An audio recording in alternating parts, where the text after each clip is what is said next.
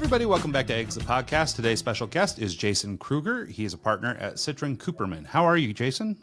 Good. Thanks, Ryan, for having me on. Absolutely. Yeah. Thanks so much for making time for us. We're glad to connect with you. Really appreciate absolutely. Looking forward to the call. Jason, can you give us just a brief overview of who you are and what you do? Yeah, absolutely. So I'm a partner, as Ryan mentioned, at Citroen-Couperman. I'm part of our BPO group, which stands for Business Process Outsourcing. In its simplest term, it's outsourced accounting and advisory support. So we work with companies that are in the small mid-market to provide them the accounting and financial leadership that they lack or that they need to get to that next level. And we also fill in the gaps, everywhere and in between. So we're doing everything from bank reconciliations, paying bills, but the real value is in establishing the right foundation within the accounting and financial arm of the business. So they're getting consistent, they have confidence in what's happening from a day-to-day perspective, but they're also getting consistent reporting and information and visibility into the financial side of their business so that they can ultimately use that to make decisions to achieve the goals that they have. And so through that, then, that might be through potential exit at some point in time, increasing profitability, margins, those types of things. But as we all know, without your numbers, it's hard to make decisions and understand the impact of those decisions. Sure. Yeah, very true. So as we were talking a little bit before the show and learned a little bit about you, that there's sort of both an entrepreneurial side and sort of a, I guess, traditional corporate side to you. I wonder if we could talk just a little bit more about your experience and just sort of the trajectory or the through line of your career, which is, moving from, college into a career into this and that, and then making a choice to be an entrepreneur and stuff like that, just so people understand the breadth as we get into our conversation. Sure. So my background in college was obviously accounting and finance. I went straight into public accounting, most of that time with the Big Four. Spent a lot of years with Deloitte in the financial statement audit side, close to 10 years doing that. And what I would see, even with our clients at Deloitte, were companies that looked at accounting and finance as kind of a necessary evil, meaning I got to pay my bills, I have to invoice, got to collect the cash so I can make payroll. And then, oh, by the way, I got to file my taxes at the end of the year.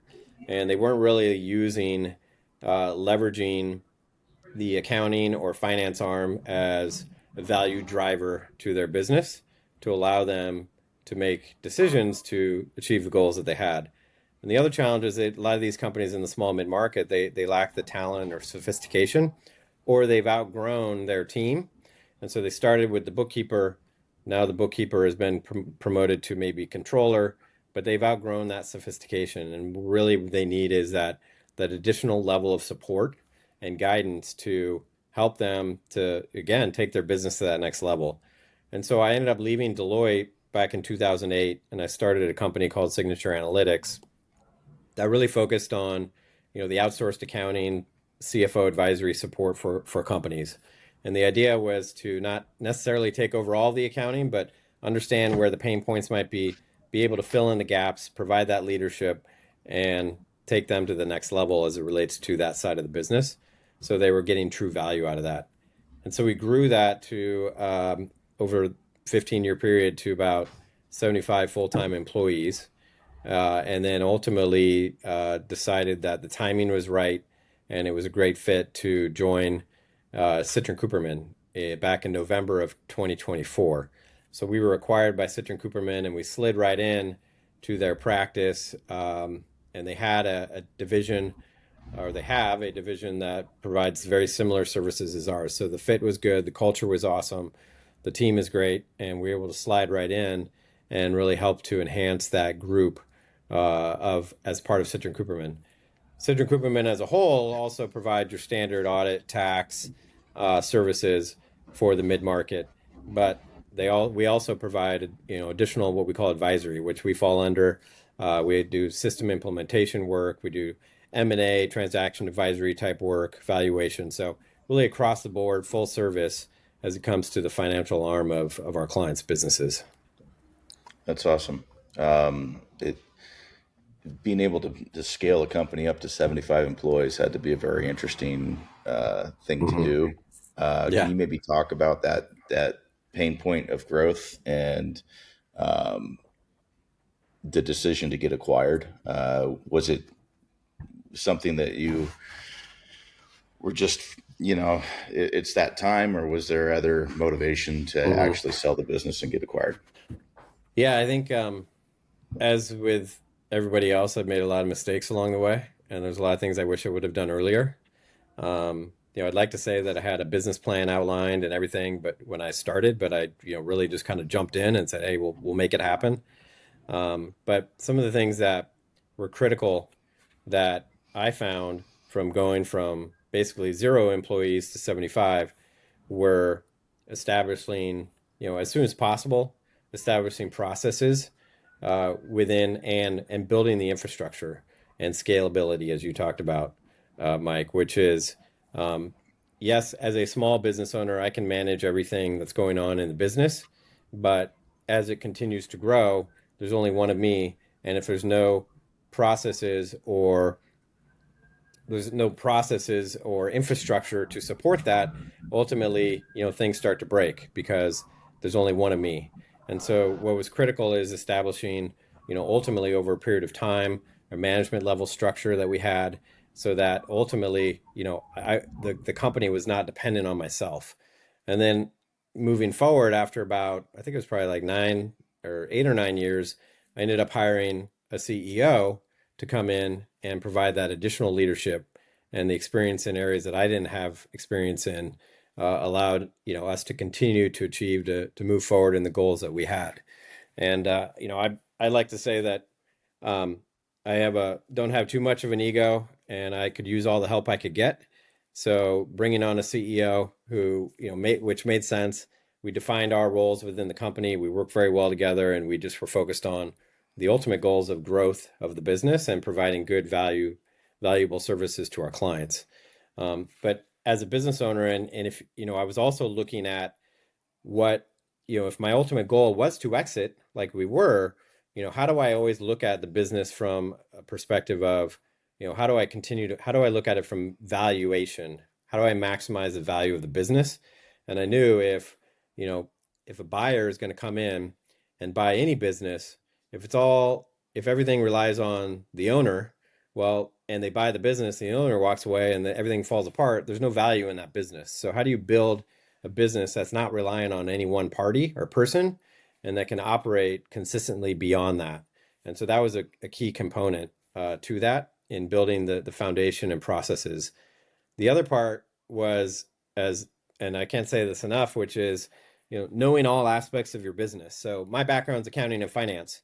And I know that as a business owner, a lot of business owners start because they know their service, they know their trade, but they don't know other aspects of a business like sales, marketing, accounting and finance and HR even.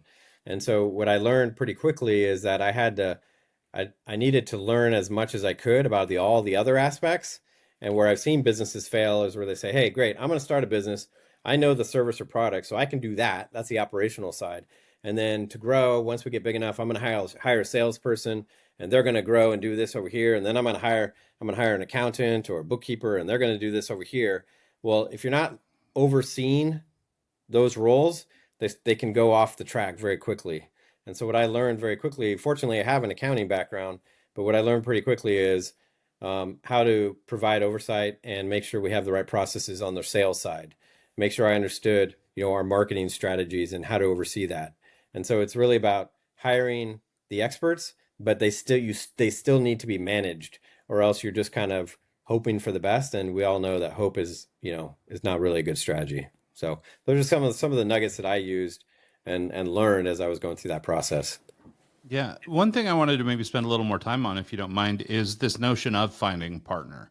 So, one of the things that it's come up more than once is this idea of, I think a lot of young entrepreneurs especially try and go out and they start a business maybe around a trade or a craft, something they do already. And so then they start doing their business, not so unlike what you did, right? You were an accountant, you decided to start accounting. Yep. So, But then what ends up happening is, to your point, there's blind spots, right? You start to identify the things that you don't know, or the things that you're not maybe as strong in. Even if you have a rudimentary understanding, it's just not your focus.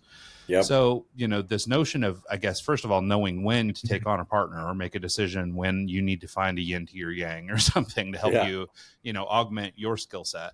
And then also like finding these people in the first place, maybe in your case, it was somebody in a close network or something, but where would one look for these kinds of relationships? And then how do you go about vetting somebody to do it? Yeah, I mean, for me, it was critical because I'm looking at, the business, and again, if I just wanted to be the man and wanted to say, hey, I'm the CEO, I'm the founder, I'm the owner of this business, and I control everything. That's one way to approach it.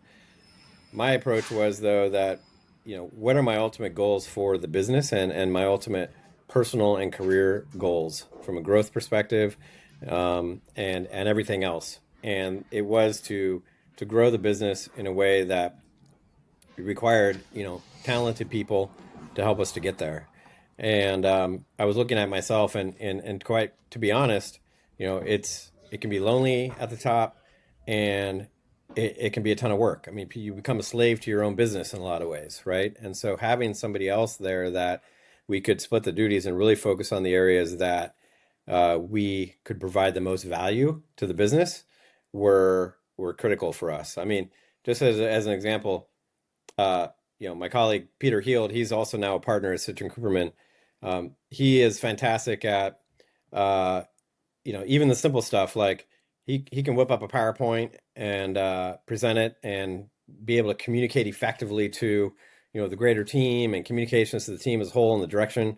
Whereas it'd take me 3 times as long to put together a PowerPoint just because I don't have the skill set that he does in those types of things. And so being able to balance somebody that can leverage the areas where I don't have as the talent or the expertise, and balance each other off each other is great.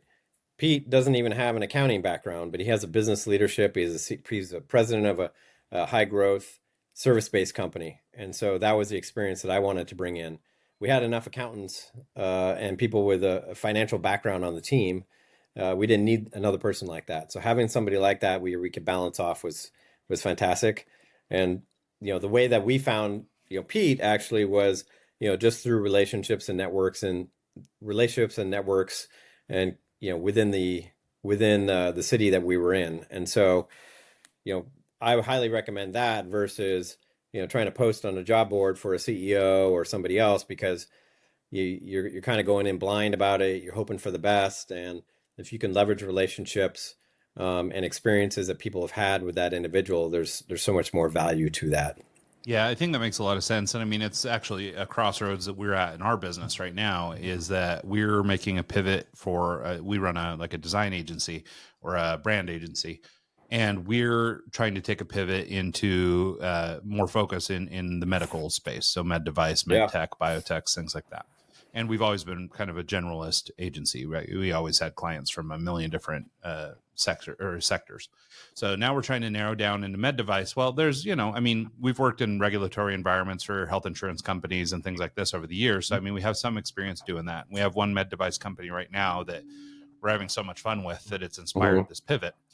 But the big thing that we're running into is, okay, well, there's specialized networks, specialized knowledge, specialized, people know people in that world, and we're on the fringe of that world, right? I mean, we have our one client in that space, but we're trying to move into it. So now we're going, okay, well, maybe I'm really good at what I'm good at, but I'm not a pro at all that, and the time it would take me to learn all that and become competent at it probably isn't worth it.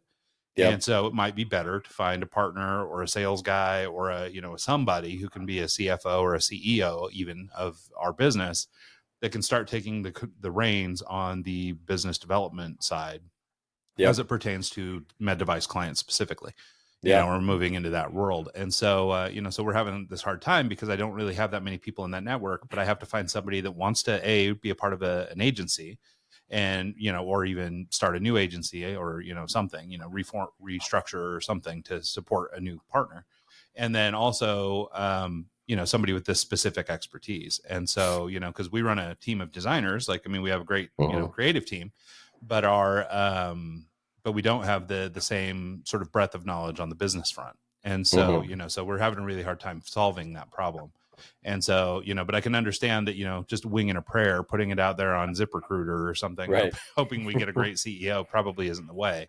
Yeah. But, so hopefully we can network our way into finding somebody that's interested in collaborating that way. But it's been a challenge for sure. And, but it's become really apparent in the last little while where my gaps are, right? Like, I mean, I've run a creative business for a long time. I mean, 20 years we've been doing this, but, I know how to do that. But now it's like, okay, well, now we're trying to up our level of sophistication. We're trying to communicate really complex ideas in new and simple and innovative ways, and, all this stuff. And we're doing great creative, but, we don't have the connections in that realm, even with all, I mean, we spent, a decade working for all the big national health insurers and stuff, but it's like, but even, there's a silo between the health insurance companies and the hospital chains. And the, it's like, so it's been a bit of a rough transition, or, I mean, and luckily we're pretty early in it, so we're not feeling too bad about it yet, but hopefully we can find a partner. Yeah, absolutely. And, again, what I kind of, as I mentioned before, what I've found and seen personally and also with clients is it's so critical that you find somebody that you can collaborate with as well. If it's just a situation where you're like, hey, I'm going to hire this person, they're going to go manage the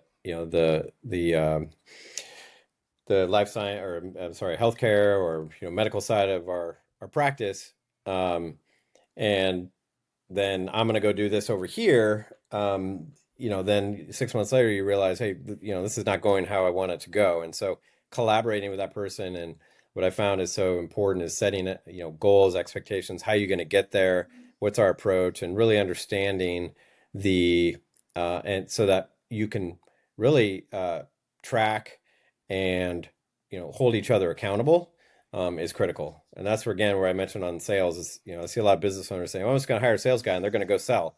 Well, great. But if you don't understand what they're doing, you're just kind of like crossing your fingers and hoping for the best. So how do you hold them accountable? What are the activities that they have to do to be able to produce? And how can you make sure that they're meeting expectations? Yeah, well, and I imagine you guys ran into the same thing we did, basically being a service business is, the just hiring of a salesperson. I mean, that'll get you maybe some of these transactional kind of offers. Hey, I need a website. You make websites. Let's meet in the middle. But it doesn't get you your best clients, and it doesn't get you the people that you really want to work with. The way you get those is through meaningful relationships with people and networking and friend of a friend, or, these kind of things. And that's how you, build up a better quality customer, somebody that you're more, I guess, happy to serve. And so, or at least that's been our experience. And so, we've tried hiring salespeople and tried doing all that kind of stuff. But what we find is that we get these really shallow, low impact relationships where it's just, and they don't really care about doing good work or whatever. It's just, I have $500. I need something. Can you do it? Or I've got, whatever the budget. And so, so we found that, really you've got to have people who are invested and want to be on the team and are interested in being a part of the business and really helping it grow, because at the end of the day, it's all the relationships. It's not really, so tactical, I think if you're running a, maybe a business where you have a product to sell, people either love your widget or they don't, but it's a little different in the service business. Yeah, absolutely. It's all about relationship. And, when we did start to build out our sales team and function, I mean, that their process was about building relationships. It was with building relationships with the right people and digging deeper, and not just being, kind of like you said, a mile wide and an inch deep. It's about sitting down and giving them that confidence and trust in who you are as a representative of a company, and also the services and the value of the services that your firm can provide. And so when we, as far as our processes around our sales team and business development team, it's really about their activities is going in the market and building those relationships with bankers, with other service providers, attorneys, at the time is maybe other CPA firms or partners that would refer those quality clients to us, and that was successful to us. And another thing actually I've heard and I've seen to some extent is that a lot of times everybody thinks, oh, well, the best salesperson's one that's all jazzed and is excited and hits just goes out there, can talk to anybody. And what I found is a lot of those individuals, or extroverted personalities type people, can be more a mile wide and an inch deep, and not really take the time to get into the details. And I actually heard a study that introverts are actually perform better in sales than extroverts do.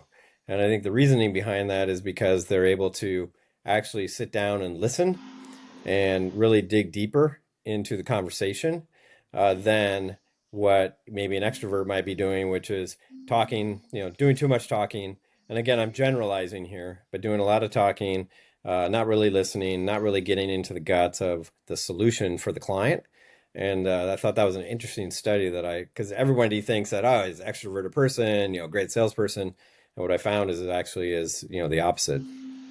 Yeah, I think there's actually a thing that's going on too. That sort of the salesperson has evolved, right? I mean, there was always the cliche of the car salesman or whatever, the sleazy guy that was kind of like that, right? And I mean, those were the most extroverted and the most whatever. But I think that people have a little better nose for inauthenticity and things like that now. So it's not just about being charismatic and wooing me with your cool words. Like, right. I think we're a little bit more sensitive now, or a little bit more on the ball as it pertains to developing a real relationship, or understanding if you're just trying to blow smoke, then maybe less sophisticated, a generation ago or a couple generations ago, might have been. So maybe that's just me speaking as somebody of this generation. Yeah, absolutely. But it does seem to me that salespeople have evolved, and just like even in our own agency business, I mean, we spent a lot of years working for car dealerships and big car chains. And it's, and we noticed a shift in the way they talked and the way they spoke and the way we messaged and things like that, and a lot of it was to try and conquer that old used car salesman kind of mentality, because that's what everybody thought of them. Right. So anyway, we spent a lot of time doing that, but I think that that's sort of a sign that there was this shift in the way that people sell. And so even if it's selling, accounting services or our creative services or whatever, like, I mean, if you come off as inauthentic because you're just trying to move numbers, I think for a lot of people nowadays, that doesn't resonate. Yeah. And then what we do is, like you said, it's a consultative sales process. So it's really digging into, how do you, what is the pain point, and how can we define the solution that alleviates that pain point? And so it's getting into the weeds a little bit and talking through that, what it means for them, getting in the client or prospect's, head and their understanding of what's really valuable to them. Has really resonated and done well. And again, we're not trying to just, check a box and say, yeah, we have a sale. Because just like you guys, our clients are long-term clients that we always want to be driving value for. And so we have to prove ourselves every month. And if we're just trying to get in there for a quick win or a quick sale, that's not going to turn into a long-term relationship. So it's about understanding where there's value, where the value and the cost point align in the mind of the client, and then driving that value and showing that we can do that for the long term. Yeah, well, and especially with a business like yours and like ours, it takes so much time to onboard somebody and get integrated into their systems, and in your case, understand how they spend money or understand where the problems are, things like that, that it's like a little month-to-month hit is actually not that good for you. Even if they were, you had a salesperson driving a lot of people into your funnel, it's like, yeah, but if they come in for a month to fix, accounting error A or, tax problem B, it's like, okay, well, that's great. But, that $500 isn't anything compared to the, $50,000 a month deal that we have going on with this client, so Absolutely. I think it makes a lot of sense. I was wondering if we could maybe pivot a little bit, if we could. At the start of this conversation, you actually talked about maybe leveraging your accountant to help your business grow. That's kind of people don't think of it that way. They think of an accountant as like, this is a necessity just to do my taxes. It's the only reason I have an accountant, just to stay legal.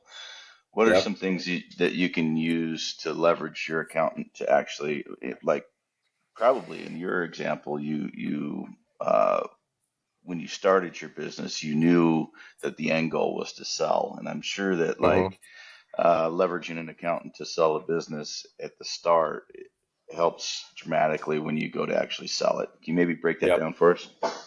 Yeah, absolutely. I mean, anytime if you are looking to exit, the first question that somebody's going to ask you is, can I see your financials, right? So to them, the most important thing is your financials. So as a business owner, that should be one of the most important things to you as well.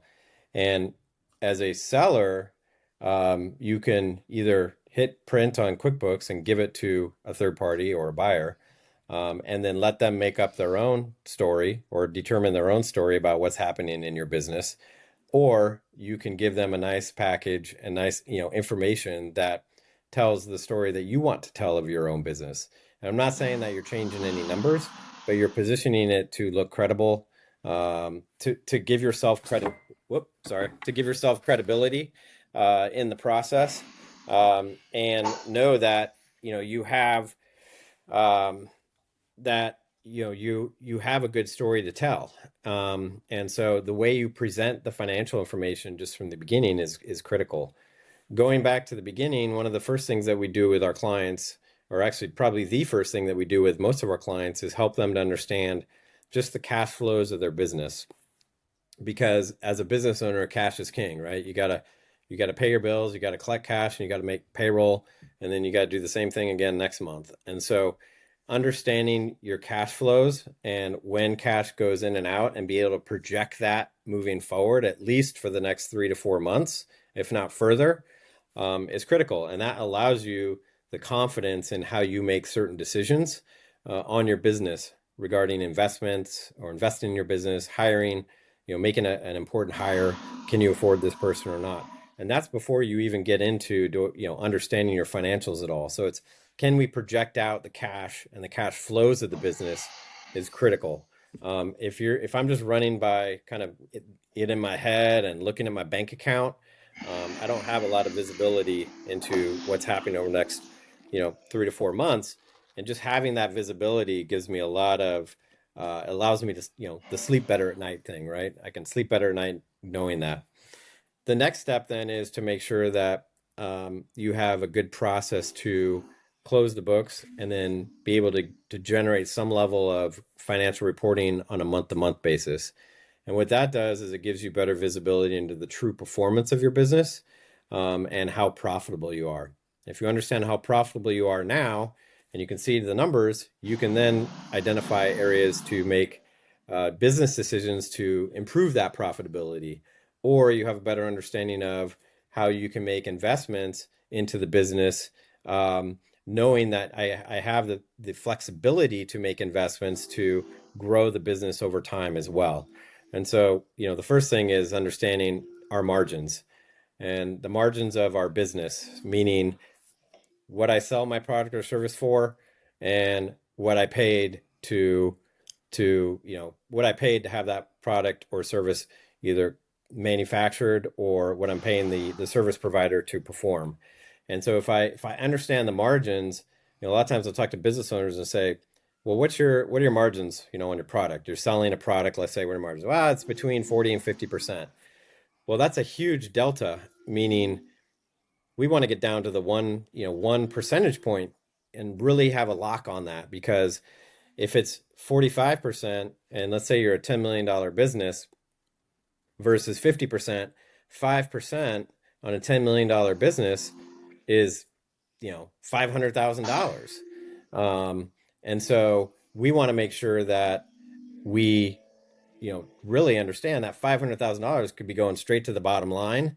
If any 1 percentage point is $100,000, where it could go straight to the bottom line, or it could go back into reinvesting in the business. So having that locked in, and then saying, hey, how do we now make decisions to improve upon that through a variety of ways, becoming more efficient, certain way that we sell the product or our pricing, different ways to pick up percentage points makes a significant difference in the health of a business, and then also as you look forward to exit.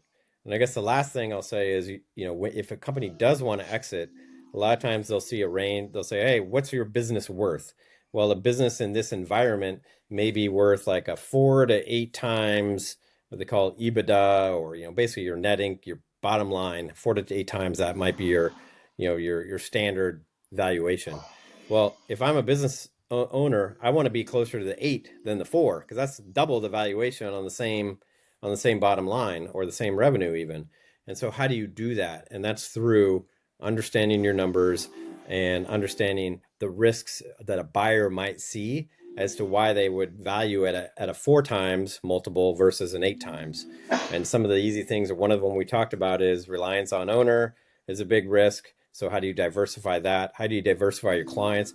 If 80% of your revenue is in one client, you basically have a business that is not really valuable at all, because if that client leaves, then you don't have a business. So how do you diversify that? How do you create processes internally that you have structure that can be repeatable over time? And those are the areas that the buyers really want to see. Yeah, no, I think that makes a lot of sense. And actually, I think you mentioned the just the difference between a percentage point or even like a multiple in the case you were just talking about, 4 to 5 or 5 to 6 or whatever multiple. I think it's interesting, and maybe it's the sign of sort of the unsophisticated, right? Is when they do play kind of fast and loose with those numbers, when it's like, between 40 and 50%, because I don't think your sophisticated, business folks probably do it that way. And maybe it matters more when there's more money on the table. So maybe this is why people are a little more casual with it. But I think that's a really great point, because even as a small business, even if you don't have a lot of money coming in, maybe 1% is $100, but that's $100 more towards your bottom line. It's $100 more you could have put in savings or invest. It's $100 more worth it towards, equipment or to make a payment, so it's like, even if it's not a lot of money, it's still probably worth discussing that, these, little percentage points are working towards that greater multiple. I mean, if the difference is finding, taking yourself out of the process as an owner by creating better processes, then, but if that gets me from 4 to 7, multiple on my sale, then, it was totally worth doing that one little thing, and it's probably not a little thing. It probably takes some work, but I mean, but at the end of the day, I mean, just that one factor might be enough to jump you 3 or 4x. Right. And so it's an interesting observation. I mean, it's a great point that, just paying a little extra attention to those numbers or being a little more vigilant, even if it seems small, is probably worth looking at. And it's so critical to do that early versus, hey, I want to sell, now help me, get the books in order so I can sell. Well, at that point, you're just kind of saying, okay, well, we can't really do anything. The numbers are what they are. We can try to put lipstick on a pig and like kind of, at least put a package together so that you look credible in some sense, but there's not a lot you can do from a business enhancement perspective. So if your goal is to sell, even if it's in 5 or 10 years, always have that in your mind of, how do I maximize value of my business at all times? Because you never know what's going to happen in your industry. Maybe your industry is going to get super hot and you thought you were going to sell in 5 years, but all of a sudden you're 1 or 2 years, or even now you're saying, oh crap, multiples and valuations are 2 or 3 times higher than they've ever been. You can take advantage of it if you're ready now and you have all of that foundation laid, versus, well, it is what it is, and now you're leaving so much on the table at that point. Yeah, nope, I think you're right. So to that end, in your sort of role as an advisor, as you're helping different companies start to explore these things, these are obviously some red flags or some gaps that you could probably identify pretty easy, places where business owners are maybe being a little remiss in their accounting practices, or maybe just not paying enough attention to their business. Are there any other sort of like red flags or things like that you come across that, are common mistakes that small businesses are making, or, small to mid-size, the type of clients you would work with, that are obvious gaps that just fixing this thing, is it's easily overlooked, but if they handled it, it would make a big change in their business? Yeah, I think, well, one is, again, that visibility on cash flow is critical. That just gives you the peace of mind to know that you can operate your business and look forward, a number of months. I think, companies that are manufacturing, inventory always seems to be a black hole. And, that can, if you don't have a handle on what your inventory values are, evaluations are, that can, that directly impacts the profitability, what your numbers show. And so you may think that you're profitable, but if your inventory numbers are wrong or not accurate, you may not be profitable at all. And that's a huge, that's just critical for business owners to know, because if your inventory, again, is not accurate, that means your cost of goods sold is not accurate, which means that your margins aren't right and you may or may not be as profitable as you think you are. The other thing I would say is, always, relationships with third parties. I mean, you may not need a banking relationship now or financing now, but building that relationship now is critical. And so if I say, hey, who's your banker? And they say, well, it's the person behind the desk when I walk in. the Wells Fargo branch, then you don't have a banker, right? So, Wells Fargo is fine, but I'm a big promoter of the local banks that you can build a relationship with, and they want to build a relationship with you, and they see your numbers and they can help you and they can coach you and they can provide advice on, the direction you might want to go as far as growth and through acquisition, how to finance different things. They have good relationships in the community. So those are the individuals you want to build a relationship with, so that when the time is right, you built that relationship, there's trust. Banks have a lot more flexibility in lending than you think they do. They don't just look at it. They do have somewhat of a box, like, hey, you got to meet these certain criteria, but they can go to bat for you if they know that you're, a strength in the community. You're well known. You have a good reputation for your service and product line. I mean, all of those are important and really help to drive you forward. And a lot of people say, well, banks will only give to people that have money, or that don't need it, right? Well, be one of those people that don't need it and build that relationship now, so that when you do need it, maybe you can get a line of credit now, and then when you do need it, you have that ability to do it. It's also, banks don't like to be looked at as a transaction. Like, hey, you're a bank, you need to give me money.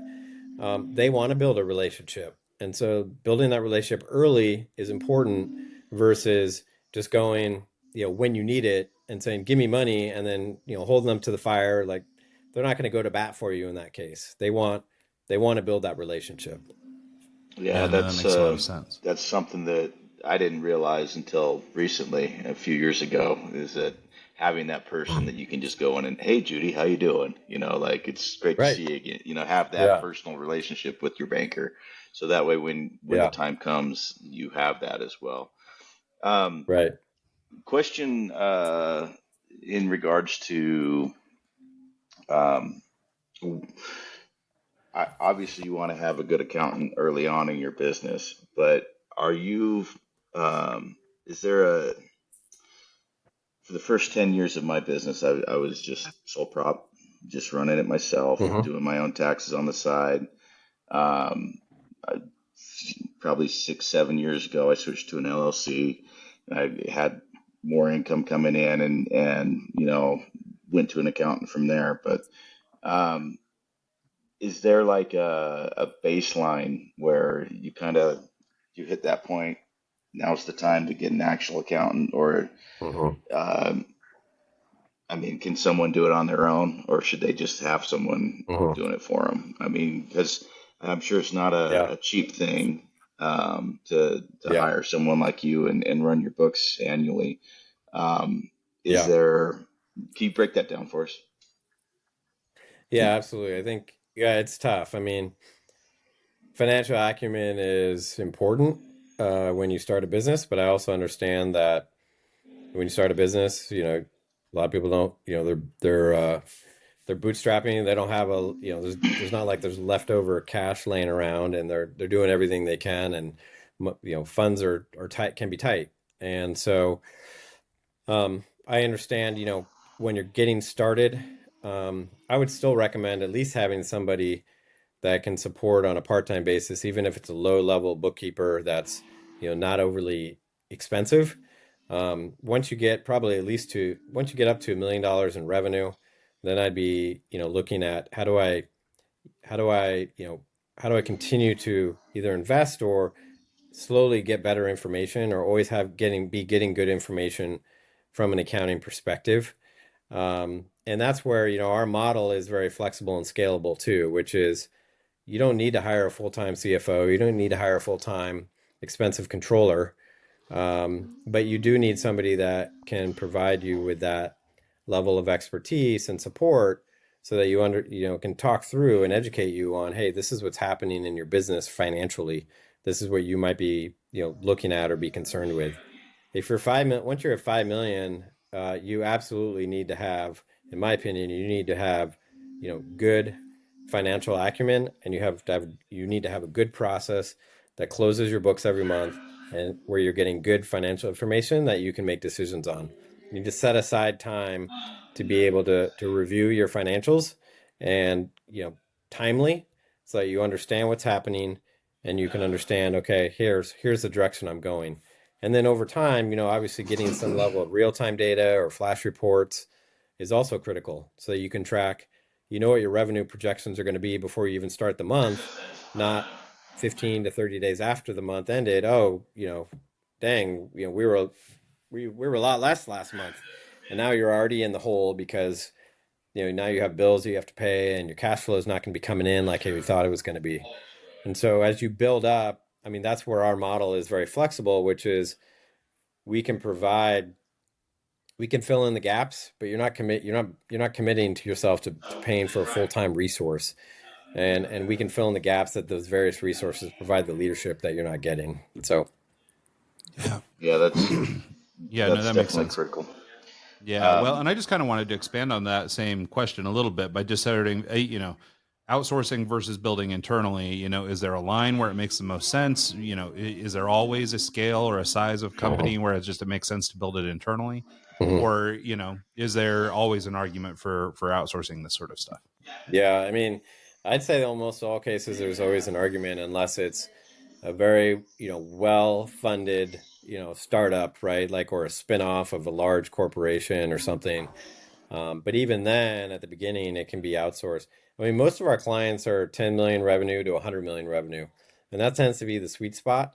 Once you get over 100 million revenue, then, maybe it does make sense to start, or to be, have a fully functioning internal accounting department. But where our model works is, we know where it breaks, and most of our clients have internal personnel, and they're building that over time. And then as they get to a certain point, then maybe they transition away from us. But where we can provide the value is, again, in filling in the gaps and providing the leadership that they lack. And so they don't have to make that big investment for a $150,000 controller or a $250,000 CFO, or whatever it may be, where they can leverage us till they get to that point. And so that point can take years. And so we can build those relationships, and they say, hey, you know what, we've grown to a point where we need to hire an internal senior accountant, or another accounts payable person, or whatever it may be. Great, hire them up. We can still manage your team and provide the oversight, fill in the gaps, make sure it's all getting done. And so it really depends on the company, the industry that they're in. We have some clients that are well over 100 million, and we work with them and provide great value, and others that, they're at 50 million, and it does make sense to them to hire and have a full team. So, does the $80,000 a year person fit into your world, or is that just not worth your time? 80,000 like revenue, or Well, 80,000 like, I'm just saying, like, some businesses don't make more than 100 grand a year. So does that yeah. even make sense to you to take them on as a client, or is that, Mhm. pretty much not worth it to you? Yeah, that's probably going to be on the small side for us. Yeah. Like I said, there's always a cost benefit too for them, and that's where there are a lot of good, kind of what I would say, bookkeepers out there that can kind of manage and get what you need from that perspective. And from that perspective also, if you're a business owner, that's where I talked about knowing your business, knowing all aspects of a business. So how do you educate yourself on all areas of your business so you can be successful in running a business? So self-education on understanding the basics of financial statements and how to read financial statements, self-education on marketing, and the design space that you guys are a part of. Like you were saying, Ryan, earlier, we're looking at the longer term relationships. If someone's like, hey, $500, do this, and then I'm out, that's not really what we're looking for. And so, it does have, for us to provide the value that I feel at the right cost point for a business owner, it probably does have to be, $1 million plus in revenue. Yeah, Yeah. no, that makes sense. And I think that, there's a good range of people. Probably similar with you guys as well. Yeah. Well, and in our business, we have, a CPA and a bookkeeper, and, we have a small crew of people that we outsource, but we don't use a company that's, as big as you guys for this sort of stuff yet. Right. We just don't have the revenue to justify it. But yeah, to Mike's point, I think there's a range of professional resources that you can get, regardless of the size of your company. So if money is just not your thing and you want to be able to Yeah, outsource some of that, you can find people at your price point, whatever it is. absolutely. Yeah. Yeah. Yep. So one thing I wanted to talk, and we've kind of touched on some of these things already, but like in your role as a mentor or more of as an advisor, and this maybe leads into your leadership functions, what are the things that you come across with business owners that are the things that people are maybe most resistant to? So you start to present ideas and you start to, spot holes. Where are the areas that people push back the most? Yeah. Well, I think a lot of what we do, as I just mentioned earlier, was education, right? So they have to understand it always comes down to the value that the value and the cost have to align. And it's not the value I'm telling you I'm giving you. It's the value that you as the client or the business owner see or perceive, right? So I got to get in the head of the business owner and understand how do they see value? Because I can tell you all day long, look at all this great stuff I'm doing. And if they're like, either I don't understand it or I don't, that's not valuable to me, they're not going to want to pay for it. So number one is making sure that you're aligned on where they see value. So that's critical. I think that, and again, I apologize. I started going off on a tangent and remember, can you repeat the question now? Sorry. Yeah, no, I was just asking, what areas, current leadership of companies who come to you guys for support, where they push back on you the most, and so education is clearly a factor there. I mean, if they don't know much about it, it's hard to justify your, the costs associated with hiring somebody. But I wonder if there aren't, sort of telltale markers or things that are like common that you've run into more in your leadership capacity or in your sort of advisory roles, not necessarily just, brass tacks or accounting, where you've run into issues with these different leaders where, maybe they just have a fundamental disagreement in some area with you that's, common across businesses. Yeah. I would say also, sometimes we get hired and the business owner says, hey, great, I want this reporting and that's all I want. And you're saying, well, to get there, we have to start with, stage one, which is, can we trust your financials and how it's being entered from a day-to-day basis?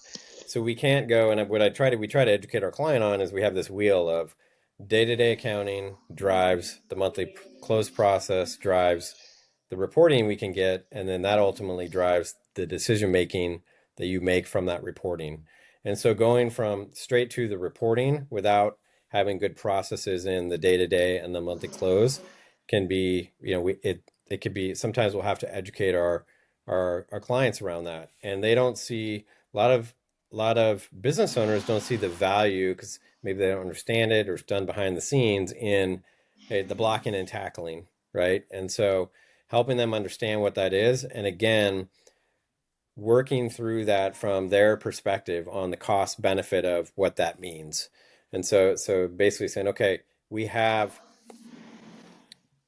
just give you reporting unless we validated the information and the numbers. So how do we get you what you need but also establishing the right foundation at the right cost point? And so, that's what we're always looking to create efficiencies as much as we can in the blocking and tackling, because that's the commoditized part of the work that we have, right? Which is a lot of it the business owner doesn't understand. So how do we do that efficiently, effectively? How do we leverage technology? How do we do things to get to the point where the business owner sees true value, which is in the visibility they get in their financials and the comfort they get knowing that, hey, you know what, I'm in good shape, or hey, you know what, there's some things coming up in the future that I need to be planning for. And so when you talk about pushback, it's more about making sure that in upfront, our model is very customizable. So are we customizing it with you appropriately upfront? And the challenge is, sometimes we don't know until we get our hands dirty and get in there. So, hey, let's spend the first couple of weeks making sure that we get in there, we make sure we develop a plan with you, we prioritize with you, and we understand the calendar and timeline of events. And from there, then we can say, okay, great. Based on your priorities, based on what we're seeing, based on what we're trying to accomplish, are we aligned on our price point or are we not? And that's a critical versus just jumping in and doing accounting, whatever that may be, right, without a clear plan with the client. Yeah, no, I mean, I could draw a parallel in our business too, which is a lot of people, hey, we want a new logo, Mm-hmm. but they want the output of the logo, but what they don't know about is the research and the planning and all this other Yeah. stuff. So that's why there's kind of a price point, a bigger price point attached to something like a logo, even though in their head they're going, oh, well, I can go to, Fiverr and pay somebody $50 to build me a logo. Mm-hmm. So it's like, Right. okay, you can, sure. And just, maybe the parallel in your business and accounting as well, my wife does our accounting and it's fine. She seems Right. to do a good job and all that stuff, but like, you guys aren't going to be able to sort of, I guess, put your guarantee or your stamp of we're all good on this Yep. using his wife's accounting. Like, Right. you're going to need to see something. So just like in Absolutely. our case, like you can tell us, well, hey, I really like logos, that feature bouncing ball or, whatever for our business. And it's like, well, that's great. But the research shows that people hate bouncing balls. So do you really want to do that? I understand you feel like it, but do you really want to, And so there's these different layers to it. And so sort of, just again to draw that parallel between kind of what we're doing and what you guys are doing, is that there's sort of a the part that they see, which is in our case the logo, in your case the final report. Yep. But in order for us to put our stamp on the logo and be satisfied that we did our job and that we did the right thing with that logo and that we're advising our customers in the right way, we need to have done that preliminary research. You can't just come to me and be like, well, we think blue balls are really cool. And so, and then in your case, hey, all I need is that report, can you generate the report? My wife already did all the accounting. I just need your report. Well, good luck getting a firm like yours to like buy off on the, accuracy or anything else in that data based on, Martha's accounting, even if she's good. Right. It's just, you need to know, Yeah. And so, and the financial information has to be prepared or present, done in a certain way to get maybe the output or the report that you want as a business owner, right? So maybe the financials are accurate, but you still got to reposition them in a way to get the final outputs and also, to potentially to streamline it, right? So business owners, they want reports, they want it quick, they want it real time. And so to be able to do that, it's setting up the back end functionality and the data on the back end to produce the front end function, the front end reporting. And that's what needs to be communicated, and most business owners ultimately understand that. Yeah. Well, Jason, it's about that time. You want to tell us how people can reach out and get in touch with you if they want to use your services or just have questions? Yeah. I can, always anyone can reach out over LinkedIn.